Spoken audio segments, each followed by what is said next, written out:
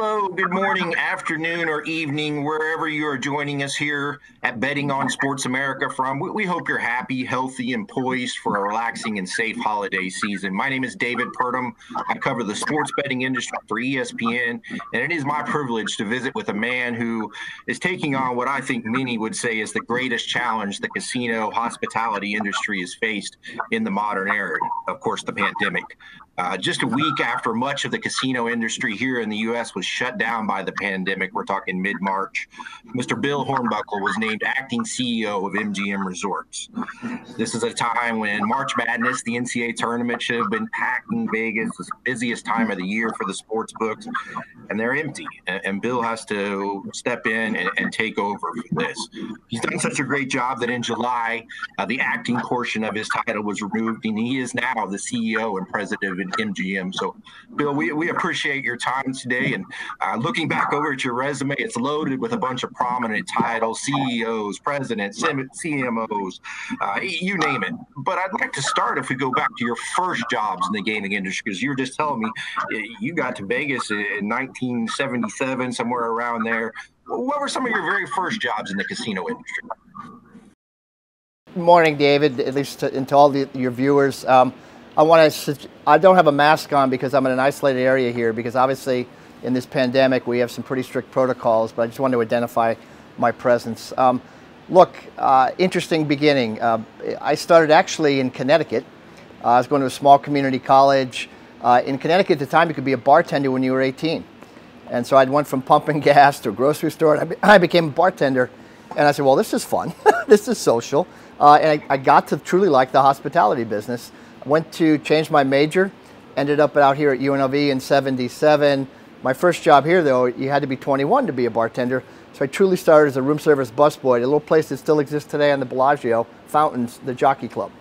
Worked my way up, ended up at the Flamingo at the front desk, and had a suit and tie on when I was 21. They called it an assistant hotel manager, but I sat in the lobby and people would yell at me all day and complain. That was the deal. And but I got to know the industry. I got to know the business. I became passionate about it. I loved it. And I migrated my way through Hilton, through Wynn, ended up at MGM in '98 as its president of the green building of the property here. And obviously we've grown the company ever since. So I love the industry, and I think the passion for it has driven me to the place I am today. With your love of the industry, was there a moment that when you stepped in as acting CEO where, maybe you had to tell somebody that they were getting laid off, or, was there a low point for you? This just seems like such a hard thing to be your first week and to have everything starting to shut down. Was there a low point for you? There were a series of low points. We ended up, we had 83,000 employees. At one point, we ended up with 13. So if you think about the order of magnitude of that, and everything from frontline employees who desperately needed work and the employment and jobs and the economics around it, to senior executives we had worked with for 30 years. And many of them, frankly, are not coming back in the context of the New World Order. We've rearranged the company. We've refocused the company. In terms of the employee base itself, we brought back about half to date. We look to bring back obviously more, and fundamentally I think we're going to be in great shape, but there's been a lot of tough days, and frankly right now is not fun either psychologically. We came out of this, we closed, we opened, now we have some closures and some curfews. We're worried about what's happening here in Southern Nevada. So going forward, fundamentally I think we're going to be in great shape, but it's not fun right now, I got to be honest. You are on a board of a food bank, are you not? I wonder what the experience like going through that is right now. 3 Square, it is probably the most successful food bank in the country right now. We serve literally millions of meals. Companies like ours and the community throughout have gotten behind this thing in a massive way. And it is taking care of everything from seniors who can't or not mobile to those in the most desperate need. And it's been an amazing success story. In that environment, it's not about economics. We have all the money this thing needs. It's about getting access to people and food and getting a distribution thing set up. And it's doing well given the context of what it has to do. That's great. want to fast forward a little bit to the present and where we are with the industry, and kind of specifically on with sports betting. We're 2.5 years since the Supreme Court decision that basically allowed other states to get into the sports betting game. We have 20 states now that I believe legal sports books are operating in, and the District of Columbia. Sports betting was once considered an amenity. It wasn't the big cash cow, but now it's kind of looked at as a huge growth opportunity. Yet the fundamentals of the business, it's still a small margin business, the bookmaking industry. What role do you believe sports betting can play in kind of revitalizing the industry as we hopefully move on from the pandemic? Yeah, let me maybe put it in perspective. I think iGaming led by sports is a $20 billion business domestically here in the U.S. Overall gaming, 55, 60 billion in the U.S., give or take. And so you can see it will take a massive place in both the fundamentals of the business and ultimately the evolution of it. It's all about connectivity. It's all about engagement and the opportunity to get people to come in, to engage in sports, something they're passionate about and enjoy, and then be able to go home and stay connected 365 days a year is the real opportunity for us, particularly with such large-scale brick-and-mortar businesses. We're going to be in those 20 states. We're excited where this space is going. It will take some time. It'll take massive investment. While it'll be a top-line business for a while, incrementally bottom line, it won't exist for a couple of years. I mean, that's been made pretty clear if you want to play in the space and gain real market share. But it will change who and what we are. People will sit on their couch on a Sunday watching a football game. Hopefully their spouse, presumably their wife, will suddenly become engaged with the next play because it's fun. There's something they can do with it. There's engagement. And through that activity, we keep connectivity to them, to market to them 365. And so that's why we're excited by it. We're really excited by this business. You mentioned the fight for market share right now. It is intense. It is growing every day, and it is aggressive. It is more aggressive than I expected it to be as somebody that covered the industry.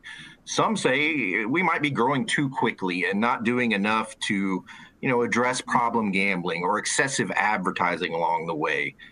We've seen backlash in the industry on these causes in the UK.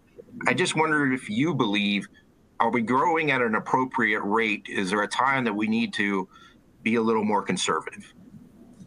Let me put it in perspective. I started an initiative at MGM Grand back in 2000. I went to the Isle of Man and set up an internet gaming site. I was in and out of London frequently, and on a Sunday I would enjoy a football match. And by the way, this is year 2001. I could watch Sky Bet on the TV. I could make in-play bets. So when we think about the evolution of it, yeah, it's hit America with a storm. Yeah, the opportunity is robust and significant, but it's been around a long time.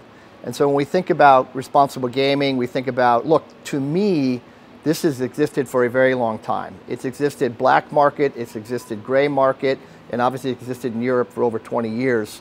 So I don't think it's coming too quickly. I could argue now it's regulated, now it's licensed, now there is some sense. We have a program called Game Sense that puts great controls and puts an overview for help and assistance for customers who potentially have an issue. And over time, the technology will prevail. And over time, that technology will enable us to do things that we principally can't do today that'll help with the responsible gaming in terms of education, training, and moderation. And so, look, it's a dogfight. I view this much like the telecom industry. There's going to be 4 or 5 real winners and a bunch of everybody else. There has been some massive spend. I don't think it's been public information. DraftKings is spending $50 million a month nationally on a campaign. We're targeting the markets we're in. We don't have a national platform. They still have fantasy to play off of. But it's going to take those with strong of heart and deep wallet. I mean, it's going to be several $100 million investment before we come to an environment where we think we're making money and we've gained that market share. But for now, it's about capture. And so we're all aggressively going at it and with some vigor, as you've seen and as you noted. You mentioned GameSense. I think that's a really interesting platform and the strategies that technology bring to the fight to best protect people from problem gambling.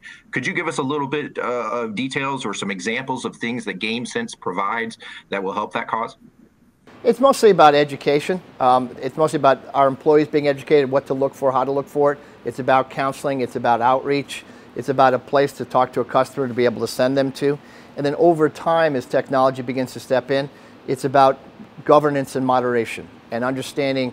Look, in UK, they put the betting shops down to £2 a bet. That arguably is an overreaction in a different direction. What you and I can afford to bet may differ from the next guy down the street. It's about enjoyment and moderation and having an entertainment experience, and it differs for varying people. And so being able to have something in play that helps you moderate that, understand that about a customer, and ultimately keep it in control is something I think in a place this industry will ultimately get to, and pretty quickly, I might add. Excellent. How about advertising? 5 years ago, we saw DraftKings and FanDuel, the DFS giants, come in there and they bombarded the airways with ads. And then there was backlash, and a lot of attorney generals, a lot of states really kind of gave them, look, is the sports betting industry in danger of any similar issues when it comes to advertising, in your opinion? Look, I think at one point they were spending $30 million a weekend. It was at least the quoted numbers. It was too aggressive. I understand the nature. I believe everything in life and in this industry and in this particular space is about balance. And so you want market share. You need market share. We have a platform that ties to brick and mortar in our MLife program. They have a platform that ties to fantasy. I think over time ours will outgrow that and outgrow because we'll have a bigger reach. But they were trying to establish a foundation, and we understand that. It doesn't, like everything, it needs to be moderated. On the other side of the coin, obviously, and we've done significant deals with every league but football. We've done significant deals with sports betting teams. There is a rudimentary belief that engagement, eyeballs, people getting excited by the eighth inning of a baseball game that's 7-1, who would never still be tuned in, is a big deal. And this opportunity creates that for the teams, it creates it for the media industry, and ultimately creates an economic opportunity for us and the states if it's taxed and regulated properly. So it's on balance, though, David. It's really what it's about. Let's spin forward to the future of the industry. You mentioned that you think maybe 3, maybe 4 big winners in the sports betting marketplace. Do you think there will be outside competition to be one of those 4? Do you think somebody like an Amazon or a Google will enter the sports betting market? Who are the outside competitors that you think will come in to join the market?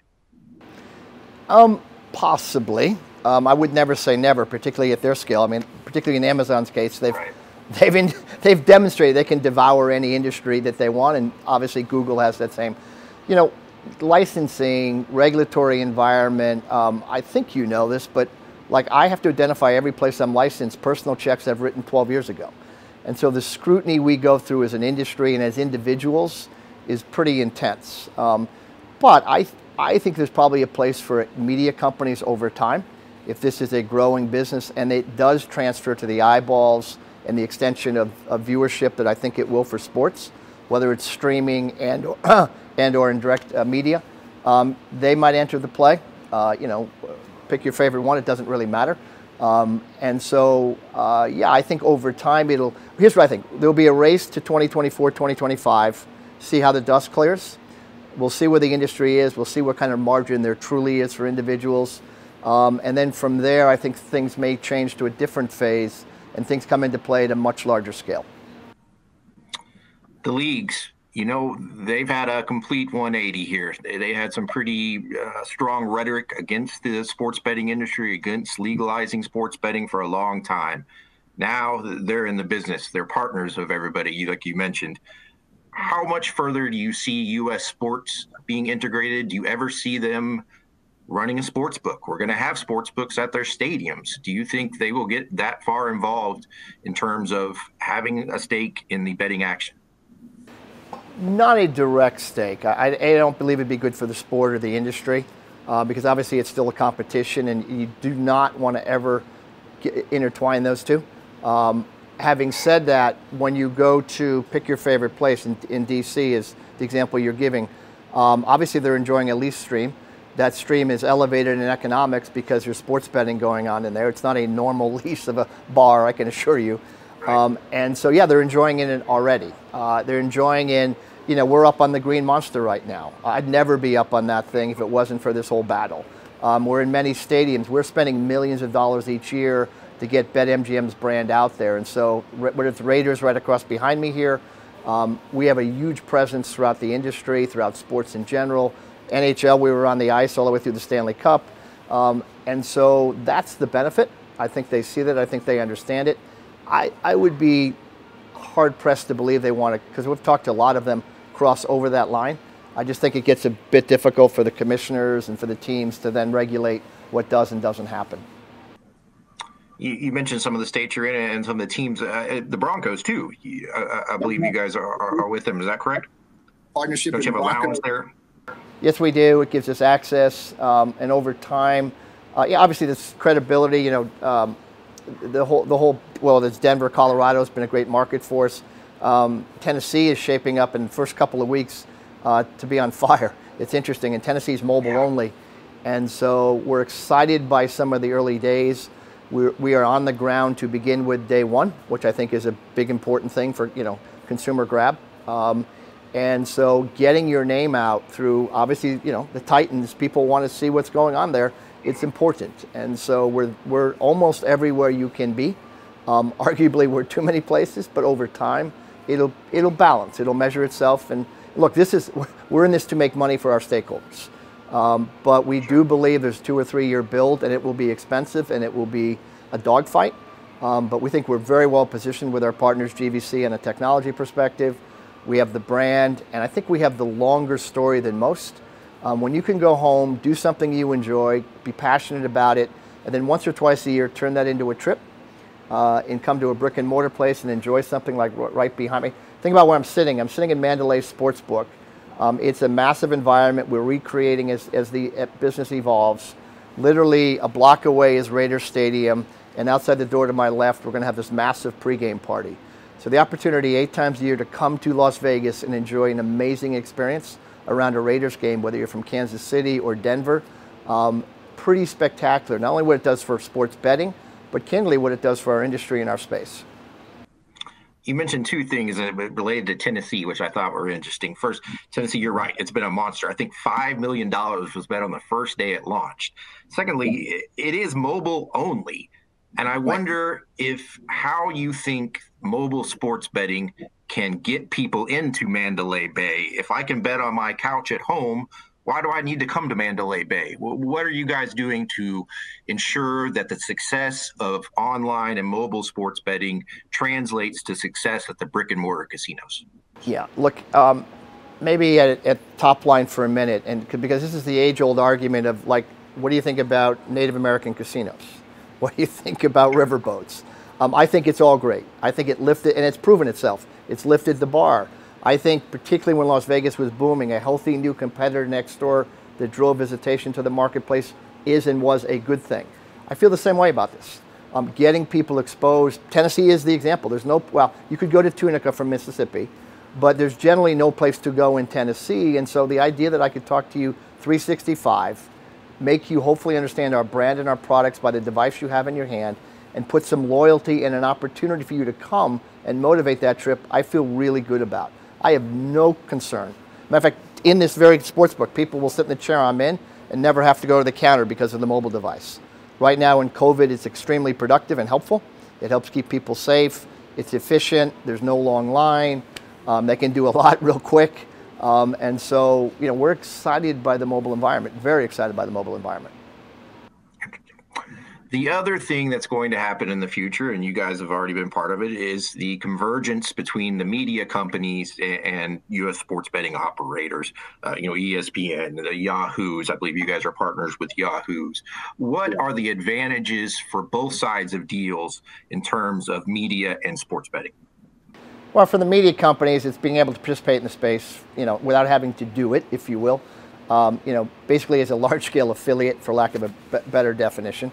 So there's pure economics, there's exposure, there's engagement. Most notably, that's what they want. They want eyeballs, they want engagement. They want to keep you on the device I'm looking at you on longer, in Yahoo's case. For us, it's a way into Yahoo Fantasy Sports. They've got 60 million viewers. They've got about 5 million daily fantasy participants. Getting access to them, because obviously they enjoy sports, they're passionate about it. Getting them to switch over then to live gaming is a pretty easy link. And so that's how we benefit, and ultimately that's how they benefit. But for them, it's all about engagement. It's about growing their database and giving people more content and more reasons to come back and to stay longer while they're there. You mentioned the same screen type experience. How close are we? Are we on the verge of being able to get onto my phone and my BetMGM app, watch an NFL game, and bet on it at the same time? Yes, there are, in terms of in-play, there's some latency issues that have to be resolved. Like, we've done some things. We had the CJ Cup. We hosted the CJ Cup here at Shadow Creek a couple weeks back. We put prop bets up during the tournament. Now, they had to be bets that were forward enough that it wasn't instantaneously like, will he make this putt? It was when I teed off, will he make a par or not? Because the latency, still depending on the device you're on, is a challenge for in-play. But like all things, that will improve. That will get to a point where we feel comfortable making, is this field goal he's about to kick going to go through right now? Is the putt that's 8 feet, he's made 62% of his 8-foot putts, is it going in or isn't it? And so that's the connectivity. I think that's the long-term, that is where the excitement is in terms of content, in terms of engagement, and in terms of getting people ultimately connected back to us. Who is the gatekeeper for the latency, though? That's the leagues, right? And the broadcast partners. Until they broadcast loses its latency, we're not going to be able to do that, right? Yeah, that's complicated to your point. Yeah, it depends on the medium. It depends on what you're doing. But yeah, and so, it can be anywhere from 5 seconds to 50 seconds. It just depends on how it's broadcast through what if it's on direct TV versus cable. I mean, there's a million things that go into this. It's complicated, but everyone's, and to the extent the media companies realize viewership is being had and made by this, there's already a focus on trying to improve it. And so today, though, is the challenge that doesn't enable us to do things instantly. But again, you're sitting at the tee box of a par 3, you can make that bet. And there's a lot of propositions we can put in play. Yeah, golf really is perfect for in-play betting for sure, compared to the other sports which are so constant. It made me wonder, in-play in Europe is super popular. More is bet after the kickoff of a soccer match than it is during. But it seems like a soccer game, the flow is a little bit better for in-game. I was surprised a little bit that there's been so much excitement around U.S. sports in-game betting. Do you think it'll eventually be able to translate to a basketball game or a football game with the pace of play? I think anything that stops, it's easy. Like baseball's easier. Nothing. Okay. Golf is really easier. The flow of football may be a bit more challenging. The flow of basketball may be even more challenging. But soccer's a flowing game. Soccer doesn't stop a whole lot, but they push the bets out far enough. Will they score a goal in the next 2 minutes? Will they? A bunch of propositions that are made. So it's just about how you propose it, how you serve it up, and what the latency concern is around it. But generally speaking, it's the hook that over time makes this in a whole different tier. We got about 5 minutes left. This is the first year for the Raiders to be in Las Vegas, the first NFL team ever to call Las Vegas home. It's obviously a wild year for that to happen, but we've also had the Knights there for several years. Has the stigma of sports betting that kept the sports leagues out of Las Vegas completely eroded? Is it gone? Is sports betting just now an accepted part of U.S. society?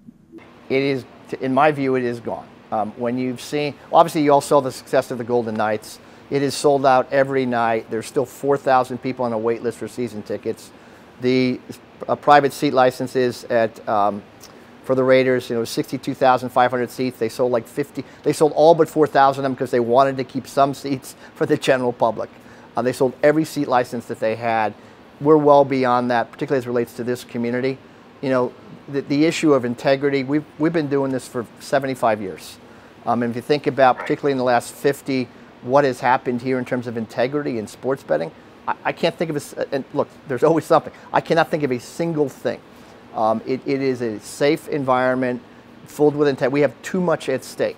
One of the reasons you want to deal with licensed large-scale operators, we run a $20 billion company when it's all said and done. We're not going to risk any of that to a single transaction, flat out, full stop. And so the leads have now accepted that. They understand it. They understand how the regulatory environment works, and they're comfortable with it. I don't think they participate in it day in and day out like we've talked about earlier, but getting their head around it and participating in it in the context of viewership, entertainment value, they're all in. I want to wrap this up with a positive note. You and I were speaking before this, and you had an optimistic view of the future here. What drives you to have that optimism that the industry will be able to move forward past the pandemic, and when do you hope that we see some sort of normalcy? Couple different perspectives. Look, we have seen obviously complete closure. We reopened throughout the course of the spring and the summer, and we saw instant and amazing demand. If you could get here, and most of it was drive traffic, Southern California, the surrounding marketplaces, and our regional properties, we filled to the capacities that we were able to have instantly, without a whole lot of marketing, frankly, without a whole lot of amenity. I mean, some of our amenities, given scale, scope, and safety protocols, are still closed. Entertainment's restricted, and yet people come. We're filling these hotels 70, 80, 90% in some instances without entertainment, without the things that really make our destinations the kind of places that people enjoy. So I have every belief as we come out of this, this is such a unique experience that people enjoy and escape that will not go away. The other core piece of our business, particularly in Las Vegas, is around groups. We've seen all of our groups cancel, but what you see as you get further into 21 is they don't cancel until they know they can't come. So the back half of our 2021, all of our group business is still in play. It's waiting to be able to come here, to be told that it is safe, that ultimately a cure is in play, and it's meaningful. And so I have no long-term concerns. It's rocky right now. It's ebbing and flowing. We all know, obviously, we've seen a couple of these cures come out, and time will tell how quickly they can be put into play, and then how people will think about them.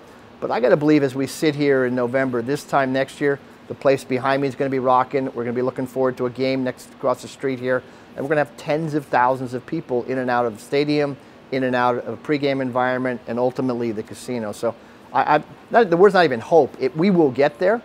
I just think between now and then, frankly, in terms of people, lives, economics, how much collateral damage will be done, and ultimately how do we help ourselves get to the next step. And we concern ourselves a great deal with the community, our employees, and making sure we're all prepared to get to the next step in the collective. So, but I'm fundamentally solid as a rock here. I like how the back half of the year is still remaining, scheduled and booked. That seems to be a good sign that the want to come back to Las Vegas and come back to the casino industry is there. So we look forward to you to leading us into that future, and we appreciate you spending some time. Congratulations on your new job.